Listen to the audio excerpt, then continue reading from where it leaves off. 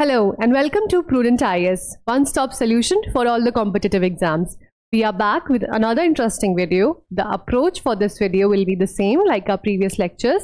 We'll choose one topic, do some discussion over the topic, then we'll move towards the major segment, that is phrasing of a model question as well as a model answer, where I'll be telling you the do's and don'ts of answer writing.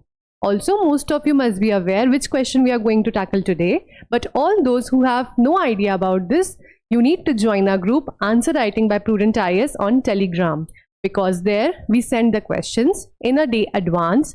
So how it helps you? You can send us your model sample answers. You can also do some peer-to-peer interaction. You can also access others' answers. Also, we will be choosing one answer daily for pre-evaluation. So without wasting time, let's begin with the topic. Topic for the day is understanding the directive principles of state policy. Yes, this topic is under polity section. What exactly is directive principles of state policy? A very simple topic, but there is a lot more to it, which we'll be studying in the upcoming slides.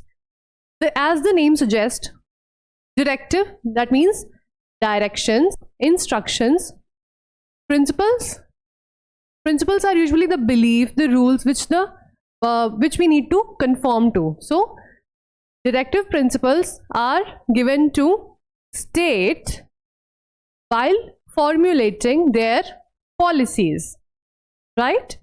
So directive principles are, because they are mentioned in the constitution, so they are the constitutional guidelines which shape India's governance approach. Our constitutional framers have already mentioned some guidelines which the future governments can look up to while framing their policies. These principles aim to establish social and economic democracy.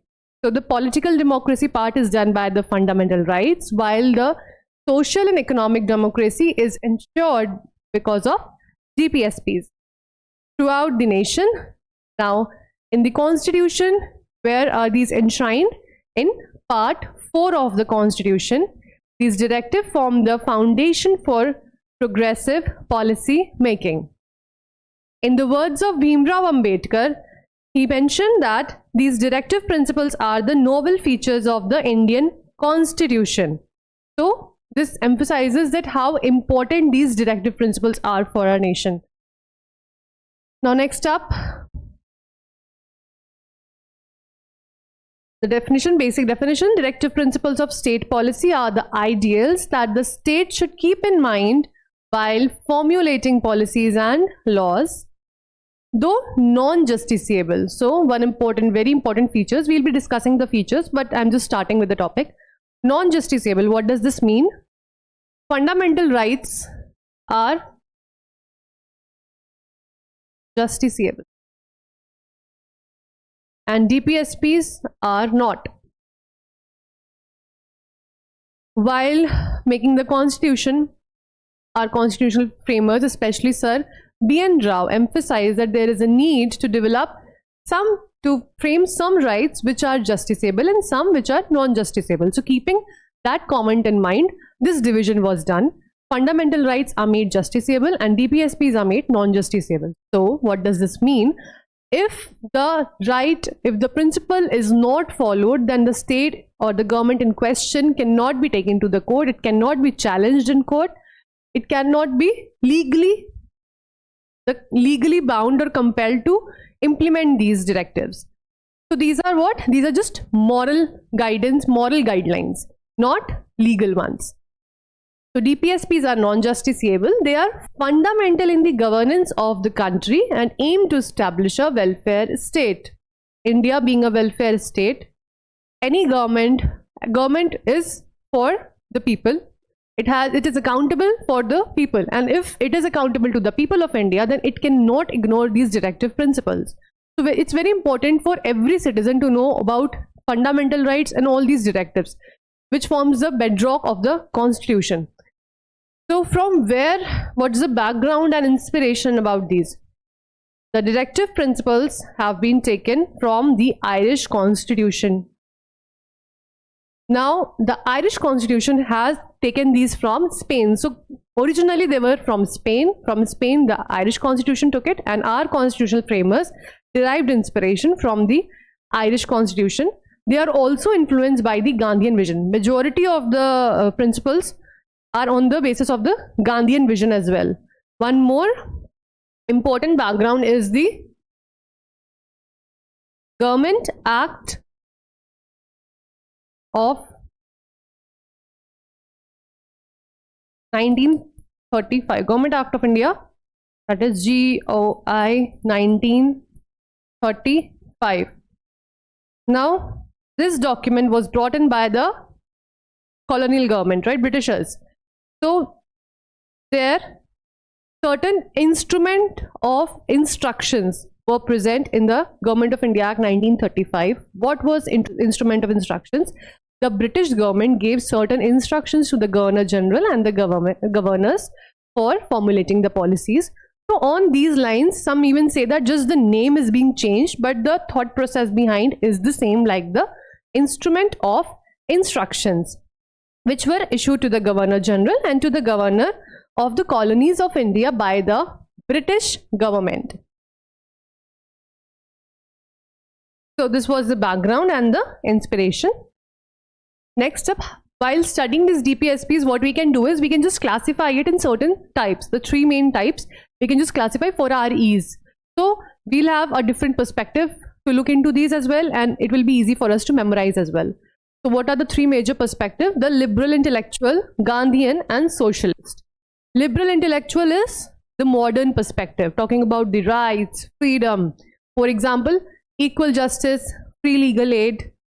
Gandhian, of course, focusing on cottage industries, village panchayats. And socialist, leaning more towards a welfare state, equitable distribution. So, welfare state promoting equality. These principles draw inspiration from the Irish constitution and global models. They guide the lawmakers in creating a more equitable society. So, we'll classify in these three types the DPSPs for our ease. This classification is not given in the constitution. Always keep this in mind. This is just for our basic understanding how we have interpreted these DPSPs. The first is socialist principle. They aim at providing the social and economic justice. So, the social and economic justice is given by which articles? Article 38, 39, 41, 43 and 47. You cannot just memorize it right now, so I'm just reading it for your understanding. Later, what you need is at least the fundamental rights, the DPSPs and the fundamental duties. They must be on your tips because you will be required to quote these articles multiple times at multiple answers in the polity segment. So Article 38 promotes the welfare of the people and a social perspective, equal pay, adequate livelihood, prevent the wealth concentration, right to work, education and public assistance, living wage, decent standard of life, raise the level of nutrition and public health. So these articles come under the socialist classification. Next up, we have the Gandhian principles. They reflect the Gandhi's ideology of a self-reliant, village-based economy.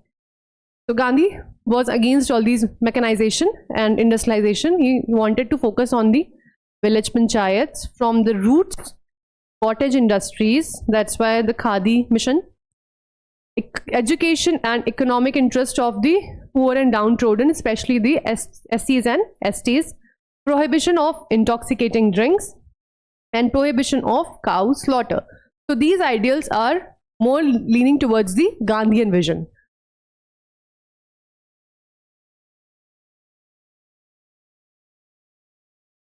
Next up is the liberal intellectual principles, which are based on the liberalism and international peace, the concept of liberalism.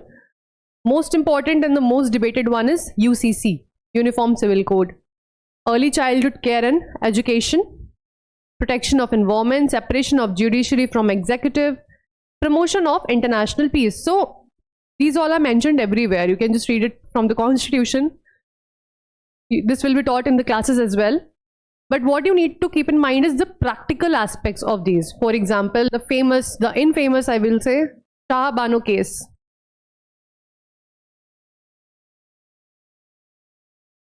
Or the NJAC, it was struck down by the court. It was declared unconstitutional because of this Article 50 separation of judiciary from executive doctrine. Also, in the Keswanandan Bharti case, Article 50, that is separation of the powers, was declared as the basic structure of the Indian Constitution. There are multiple other acts which have been implemented, like the Legal Service Authority Act. So, what does this mean? Maternity benefit.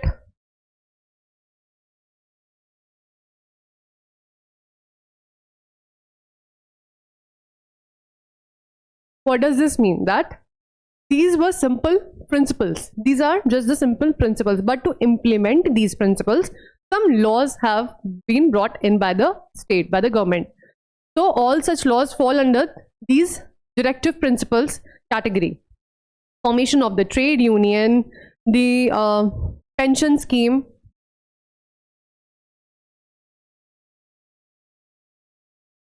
etc. These all acts are formed on the lines of these directive principles. So this emphasizes the importance of the directive principles. Though these directive principles start from Article 36 to 51, wherein the Article 36 mentions itself that the definition of a state will be similar to the definition as given in Article of the 12 of the Constitution. So this includes all the central, state, local, as well as all the public authorities. So these directives are for all these authorities, as well as Article 37 mentions that these are the moral obligations. The nature of these principles is given in the Article 37 of the Constitution, which says that these DPSPs are non-justiciable, but they are fundamental to the governance of the state. And from Article 38 till 51, we have all these principles listed. Just a basic understanding, because this is not your polity class, so I'll be giving just some insights. But if you face any difficulty, you have any question, you want some more interpretation, you can always ask in the comment section below. What are the features of DPSPs? Of course, the most important one, not legally enforceable, as mentioned in Article 37. They are the moral obligations on the state. They supplement the fundamental rights by providing a socio-economic foundation. So there are certain amendments which are carried out by the parliament, which are amendments. See, you cannot memorize all the amendments, but there are certain amendments like 1st, 4th, 7th, 42nd, 44, 86, which must be memorized to the T, all the key points, and the recent amendments as well. So the 42nd Amendment Act, it added Article 39A, that's free legal aid, 43A and 48A, environment protection. 44th Amendment Act 1978 gave primacy to Article 39B and C. This we'll be looking in detail in the next slide as well, when we'll be discussing over the conflict between DPSP and fundamental rights. So Amendment 44th gave primacy to Article 39B and C over the fundamental rights under Article 14 and 19. 86th Amendment Act 2002, it shifted the right to education from DPSP to fundamental rights under Article 21A, under which the fundamental right to education was added. Education was made compulsory. So there is certain conflict between DPSPs and fundamental rights. What is this conflict all about? While implementing certain DPSPs, the fundamental rights are often breached. So this led to some conflicts. So the beginning starts from Champakam Durai Rajan case in 1951. The court ruled that the fundamental rights will prevail over the DPSPs. Whenever there will be a conflict, which right is above the other, the formal, that is the fundamental right, will always prevail and the DPSP will be struck down. So DPSP will run subsidiary to fundamental right. DPSPs will have to conform to the fundamental right. It gave an upper hand to the fundamental right. But another important thing which is mentioned is fundamental rights can be amended by the parliament. So the parliament can amend the fundamental rights. It gave this right to the parliament. So the first, fourth and seventh Constitutional Amendment Act was enacted by the Parliament to implement some of the directives. I'm keeping it brief, but I'm just trying to jot down all the facts over here. Assuming that you all have a good idea, and if you do not have idea, you want more videos on the topic, on the content, then do let me know. I'll be making specific videos for each topic as well for you guys. So the first, fourth and seventh Constitutional Amendment was brought in to implement some of the directives. Then in the Golaknath case, this judgment was changed. What happened? The court said that the Parliament cannot take away any fundamental right which is sacrosanct in nature. So fundamental right were given complete control over the DPSP. DPSPs were totally subordinate to the fundamental rights. So in retaliation, the Parliament brought in the 24th and the 25th Constitutional Amendment Act. Very important acts. So in the 24th Constitutional Amendment Act, the Parliament said that Parliament can take away the fundamental right. It bestowed on itself again the right which was given in the Champakam Dorai Rajan case, that is the fundamental rights can be amended by Parliament.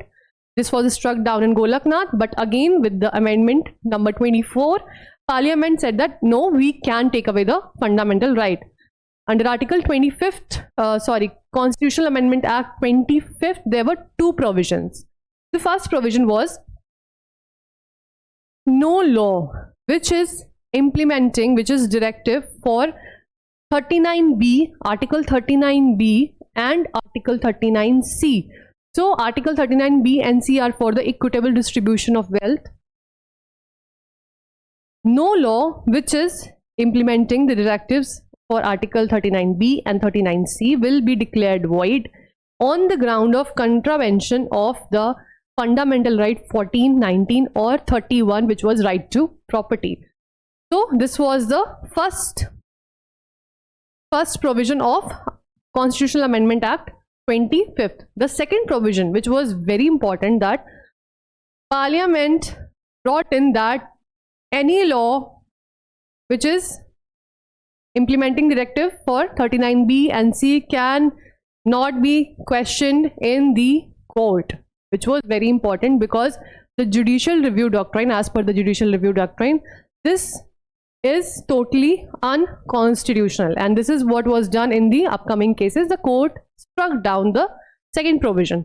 So what happened after these amendments? The Keswanandan, the landmark Keswanandan Bharti case 1973, in which the court clearly first of all struck down this provision, that is cannot be questioned in the court. The court said no, this is our right, judicial review, the basic structure, it cannot be taken away because it is unconstitutional as per the judicial review doctrine.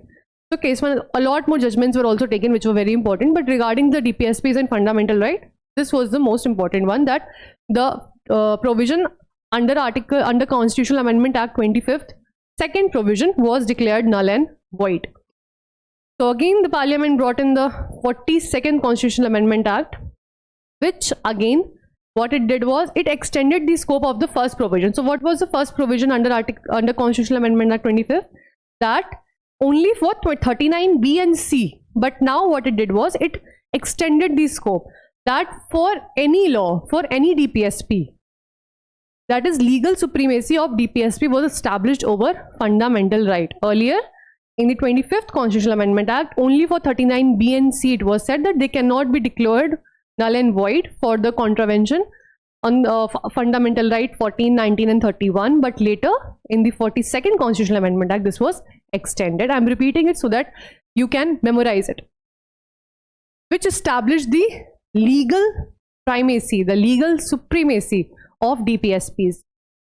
This was again struck down by the court. So there is not just the conflict between the fundamental rights and the DPSPs, but also between court and Parliament, never ending, between the executive and the judiciary, legislature and the judiciary as well. So it was struck down by court in the Minerva Mills case, which is 1980, famous Minerva Mills case. In this case, it was said that the Constitution of India lies on the bedrock of balance between the fundamental right and the DPSPs. The importance was highlighted in the Minerva Mills case, that there is the need is for the harmony, because the Indian Constitution is founded on the bedrock of the balance between the fundamental right and DPSPs. They together constitute the core of commitment to social revolution. So they are like the two wheels of the chariot, no less than the other. So the importance of both was highlighted in the Minerva Mills case. This can be quoted while writing the answers, that the harmony is essential. It is the core, the bedrock of the Indian Constitution. So that's all about the conflict between. So what is the present position? At present, the fundamental rights always have an upper hand, but Parliament can amend the fundamental rights for bringing in the directive, for implementing the directives, which it is already doing time and again. So the fundamental rights are above the DPSPs, but they can be amended for the implementation of the directives. What is the relationship then? Conflict, definitely, but they are complementary also at times. In the Minerva Mills case, as already emphasized, harmony between fundamental right and DPSPs is essential. DPSPs cannot override the fundamental rights at the present situation, but the Parliament can make laws to implement, even if they restrict the fundamental rights. Now, what was the judicial stand on DPSPs? I have already told you in the detail in a story-like manner. But to sum up, in the Champakam Durai Rajan case, the fundamental prevail over DPSP. The key takeaway in the case one Nandan Bharti case, the balance between the fundamental right and DPSP is the part of the basic structure doctrine. Minerva Mills case again in 1980, the emphasis on the balance between part 3, that is fundamental right, and part 4, DPSP, was emphasized, that the harmony needs to be maintained. DPSPs are often criticized on various grounds, that there is no legal force to implement, they are illogically arranged, they are conservative. So there is some constitutional conflict as well because of them between the fundamental rights and DPSPs. So despite all these, despite being the non-justiciable nature of the DPSPs, despite being illogically arranged, DPSPs still hold a very significant position in the Indian Constitution, as highlighted in the Minerva Mills case as well. So coming to the criticism, as I already mentioned, they are non-justiciable, no legal enforcement, vague and idealist at times. Yes, might be true, but again, something is better than nothing, right? So at least there are some directives which the Parliament, the government can fall back. And the citizens too have got various acts because of these. So no priorities assigned among them. But despite all these criticism, there is ample significance. That is, it provides a framework for socio-economic democracy. The political part is done by the fundamental rights, and they provide a framework for the socio-economic democracy. They act as a yardstick for good governance. Definitely, there are the moral guidelines which the government must stick to.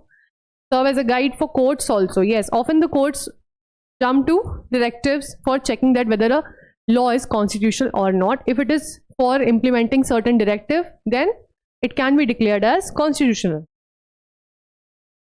So apart from Article 36 to 51, there are some extra directives as well, which are beyond Part 4.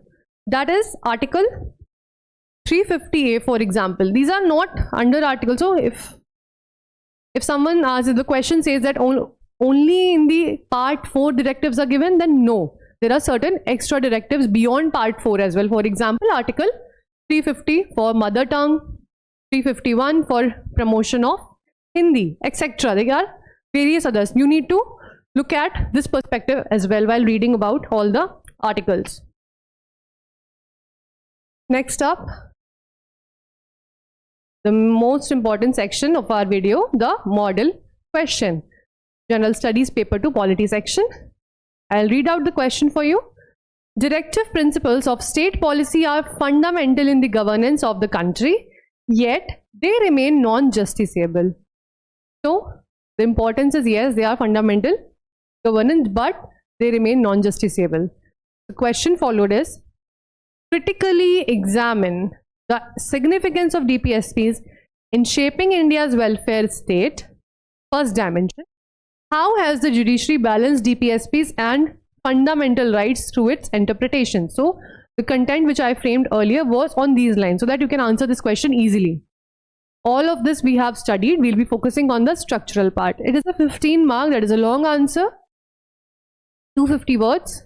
What I expect you to do now, as I always say, just pause this video, take some time, 10 to 15 minutes, write a sample answer. What you can do is, when I'll be discussing the answer in the upcoming slides, you can do some self-evaluation or just send us your answers in the group Answer Writing by Prudent IAS on Telegram, where we'll be doing some evaluation as well. So what are the directive words? I have already explained all the directive words in the directive word video. If you have not watched that, you can go back and watch it. Critically examine is the first one. That means we need to be critical. That is, they are non-justiciable, yes, but despite that, we need to make them believe that, okay, they are significant. So both the positive and the negative aspect is covered. So we need to be critical while examining. If you remember the bulb, that light up your bulb. How has the judiciary balanced DPSPs? So all the, what's important over here is naming all the cases along with the years will be much better, and all the important judgments are very, very, very crucial. Let's come to the question, answer, model answer. Again, intro, body, conclusion. The basic approach of any answer is intro, body, conclusion, which needs to be written in separate paragraphs. Introduction in clear separate paragraph, leave ample space, then start the body, and then leave space and give the conclusion. So again, it's a 15 mark question and we have a lot of content. We have 2 dimensions to address. So we'll be keeping the introduction very concise and using the major chunk of word limit in the body of the answer. The Directive Principles of State Policy Part 4, Article 36 to 51, we have mentioned the key facts over here. Serve as a model compass for the Indian state, guiding it towards a just and welfare-oriented society. While not legally enforceable, which is a drawback, as per Article 37, wherever possible, mention the articles. They remain fundamental in the governance of the country. Now, what you can do here is draw, break it, write DPSP. So, if you will write it here along with the full form, you can use this short form in the upcoming answer, in the answer as well. This was the intro. Now, let's jump to the, body of the answer. Do not write these structural headings. I always emphasize these are just for your understanding. The sample answer will be without these structural headings. Which heading you need to incorporate after introduction is this one. Significance of DPSPs in a welfare state. Headings need to be self-explanatory, which means that you are, what students do usually, they'll write introduction and they'll write like significance and that's it. Now, significance of what? If the examiner wants to grasp that, okay, student has understood the demand or not, from where? This is better or this one? I believe this one, because significance of DPSPs in a welfare state clearly states the demand of the question which you are going to address in the points below. So make it self-explanatory. Again, what you can do is just highlight the heading. You can use capital letters, you can underline it, draw a box over it as well, and leave ample space as well between intro, heading, and the body of the answer for presentation. We have discussed all these points in detail, so I am focusing on the structural aspects here. The first one, socio-economic justice. Second is support to vulnerable groups. So we are now what students usually do. See, very important. They'll write significance of DPSPs in a welfare state and they'll start writing about Article 38, 39 and so on till Article 51. Is this the proper way? No. What is important is you have information, you have content. Now you need to link it with the demand. You will phrase subheadings as per the significance. Subheadings won't be Article 38, 39, 40, etc. Subheadings will be the significance. That is socio-economic justice. They implement socio-economic justice. They support the vulnerable groups. Promotion of environmental and public health goals. It's also mentioned in the DPSPs. So this is important. For some students, they might be saying that these are very crucial, very trivial aspects. But trust me, while evaluating the copies, I have handled more than hundreds of copies in which students commit this mistake of mentioning these articles instead of sticking to the demand. So please focus on the subheadings: economic democracy, another important significance, Gandhian vision. So you will write all these subheadings using the alphanumeric digits. What is alphanumeric? 1, 2, 3, 4, 5 or ABCD. Avoid using bullet points, right? Then, because you need to adhere to the word limit as well, so explain in very brief. Now here, while explaining, you need to quote the articles. You need to mention the articles. Articles supporting socio-economic justice will be Article 38 and 39, which promote the equitable distribution of wealth and resources. Now you have mentioned that, okay, Article 38 and 39 in very brief promote the equitable distribution of wealth and resources. Again, link it with the demand, that is, which aligns with the ideal of a welfare state. The significance is highlighted. So we are not deviating from the core demand. We are not merely listing the articles. Support to vulnerable groups. Again, we have mentioned Article 41, 45 and 46, which shows that, okay, you have thoroughly read the topic. Now what does these articles say? They emphasize for the care for the elderly, children and the weaker section. This is the emphasis which they do. Promotion of environmental and public health goals, Article 47. So you can use the brackets, mention it, Article 48. Now what they do is they guide the state policy in public interest. Article 43, decent living wages, while Article 10 mandates free legal aid, supporting the economic democracy. Gandhian vision. So again, being critical, what you mention is, despite their non-justiciable nature, DPSPs have led to legislative measures like, again, the acts which have been implemented, MG Narega, National Food Security Act, the right to education, very important ones. So I hope you have understood that what mistakes you need to avoid. Always link the content with the demand. The structure, you can use the heading, subheading format, you can use flowcharts, there is no such barrier, but it needs to be neat, clear, well presented and in the word limit, within the word limit. So we have addressed the first dimension. Let's jump quickly to the second dimension, which was the judicial interpretation and balancing with the fundamental rights. So how the judiciary has played a crucial role in maintaining the harmony between DPSPs. Now, another important point over here. We have addressed the second dimension using a separate heading. This is the heading. Again, you will use the self-explanatory heading, highlight it. This is the linking statement. Now, this linking statement can be skipped.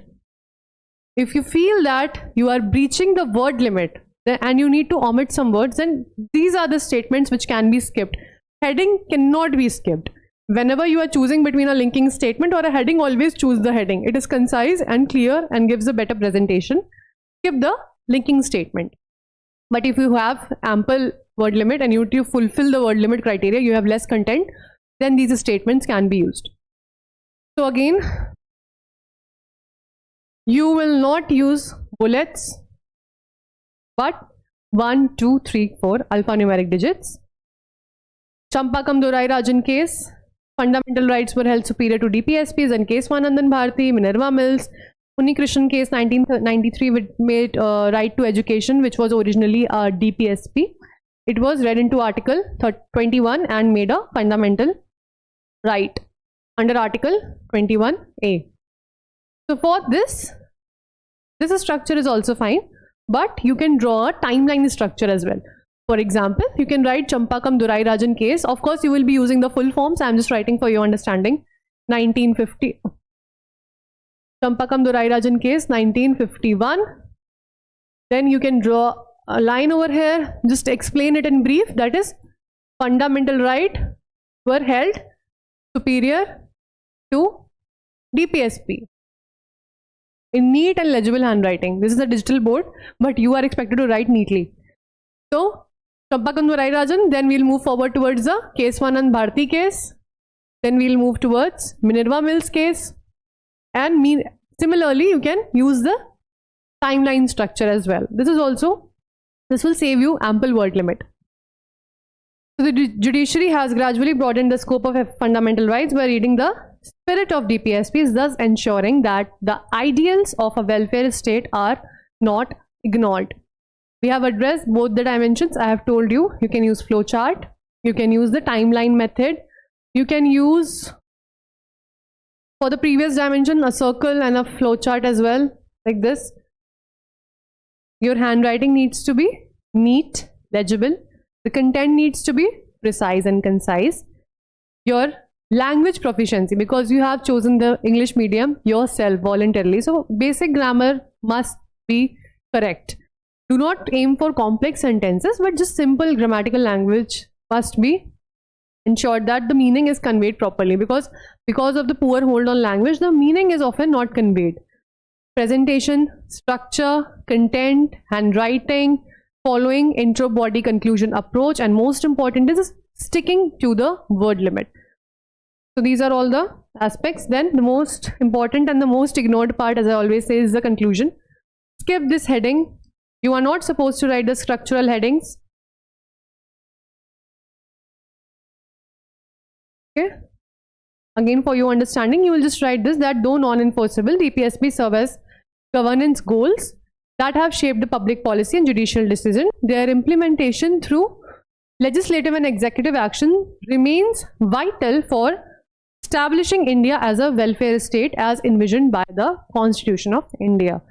So a very summarizing, concise conclusion, leaving on a positive, balanced note. So this was it for today. I hope the topic is clear to you all. If you have any questions, any queries, do write it in the comment section below. Also tell us about the topics or the sections which you would love to see the model questions and the model answers. But till then, subscribe our YouTube channel Prudent IAS and join our Telegram group Answer Writing by Prudent IAS. Thanks for watching.